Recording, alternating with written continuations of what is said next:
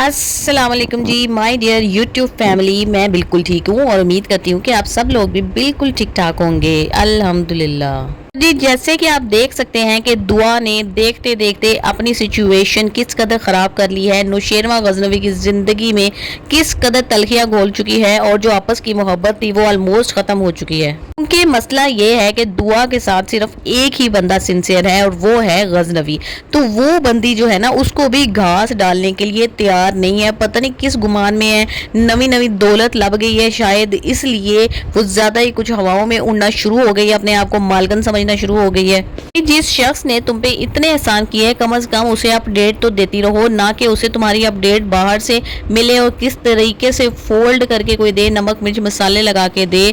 लेकिन यही बेवकूफ़ी है दुआ की, जो आज ये इस मुश्किल में गिरफ्तार है कि कशमाला इस पर पूरे तरीके से हावी हो चुकी है। क्यों वो हावी हो चुकी है, इसका मौका तो दुआ बीबी ने खुद दिया है। माला तो मैं कहती हूँ कि इस कदर घटिया तरीन औरत है कि ऐसी ऐसी इसने चालें चली हैं कि कोई औरत ये चाल इस तरह की चलने के बारे में सोच भी नहीं सकती।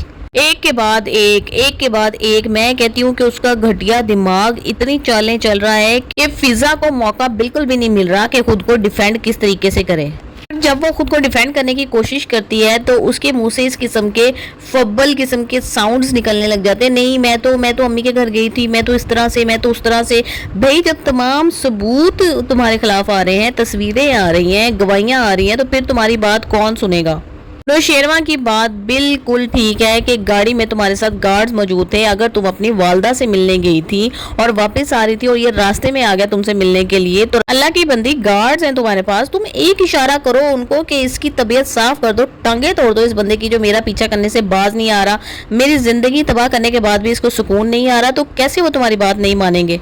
हाँ, सिर्फ ये कि तुम्हारी बात मानेंगे बल्कि जाके नौशेरवा गजनवी यानी अपने बॉस को भी बताएंगे कि भाई आपकी बीवी के पीछे सरफराज आ रहा था और उन्होंने हमें ये ऑर्डर किया और हमने उसकी टांगें तोड़ी हैं, उसको सही सबक सिखाया है।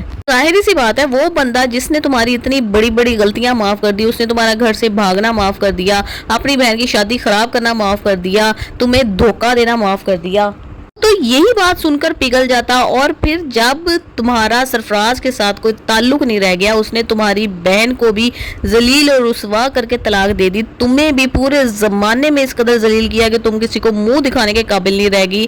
तुम्हारे अपने बाप ने तुम्हारे मुंह पे दरवाज़ा बंद कर दिया, पूरे मोहल्ले वाले देखते रह गए, कहाँ बात नहीं फैली। उसके बावजूद भी तुम सरफराज का फोन अटेंड कर रही हो, तुमने उसका नंबर ब्लॉक क्यों नहीं किया। आखिर तुम्हारा उससे लेना देना क्या है, ये तुम्हारे दिमाग में खन्नास नहीं तो और क्या है। जाहिर सी बात है वो यही सोचेगा ना कि इसने जब पहले फोन किया था थोड़ी देर पहले, तो जाहिर है उसने मिलने की प्लानिंग की थी, और जब वो आया गाड़ी के पास मिलने के लिए उसे पता था, तुमने ही बताया था कि इसी रूट से तुमने पेरेंट्स के घर से वापस आना है, तो वो वहाँ खड़ा हुआ था, तो तुमने गार्ड्स को यही शो करवाया कि जी वो तो पहले से वहाँ खड़ा हुआ था, हालांकि प्लानिंग तुम्हारी थी।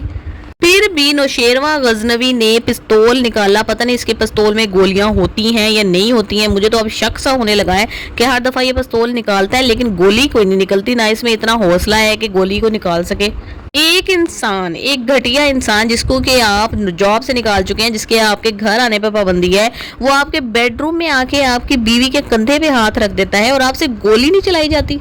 How is it possible. हालांकि कानून भी यही कहता है कि अगर कोई इस तरह से दंदनाता हुआ आपके घर में आ जाए और औरत को हरासा करे तो वो औरत भी उसको पिस्टल के साथ मार सकती है। पिस्टल के साथ मार सकती है मतलब ये नहीं कि पिस्टल ही उठा के उसके मुंह पर मार दे, मतलब ये कि उस अपने डिफेंस में, अपने दिफा में वो गोली चला सकती है, क्योंकि वो शख्स उसके घर के अंदर, घर की प्रेमिसेस के अंदर मौजूद है। वो किस तरीके से आया, क्यों आया, जाहिर है अगर वो आपके खिलाफ है तो किसी अच्छे इरादे से तो आया नहीं है। कदर शदीद गुस्से में भी उसने गोली भी नहीं चलाई, उसकी आंखों में आंसू भी आ गए और फिर भी उसने ये कहा कि मैं तुम्हें सारी ज़िंदगी तलाक नहीं दूंगा, मुंह भी नहीं लगाऊंगा तुम्हें, और तुम इसी घर में रहोगी, बूढ़े होने तक तुम मेरी ही बीवी रहोगी, मैं तुम्हें कभी भी तलाक नहीं दूंगा। इस पर कशमाला की आंखें खुली की खुली रह गई कि हैं मेरा सारा प्लान तो उड़ गया। मैंने तो यही सोच के रखा हुआ था कि भाई उसको मैं बेडरूम तक एक्सेस दूंगी तो कितना शदीद गुस्सा आ जाएगा नौशेरवा को और वो तो फट मुंह पे तलाक दे देगा, लेकिन इसने तो उल्टी बात कह दी। इसने तो ये कह दिया कि सारी जिंदगी तलाक नहीं दूंगा। तो उसने फौरन प्लान बी पे अमल किया। इतनी जहरीली औरत है ना कि उसके पास एक प्लान अगर उसका फ्लॉप हो जाता है ना, उसके पास दूसरा तीसरा चौथा प्लान बड़े उसके पास तैयार पड़े हैं।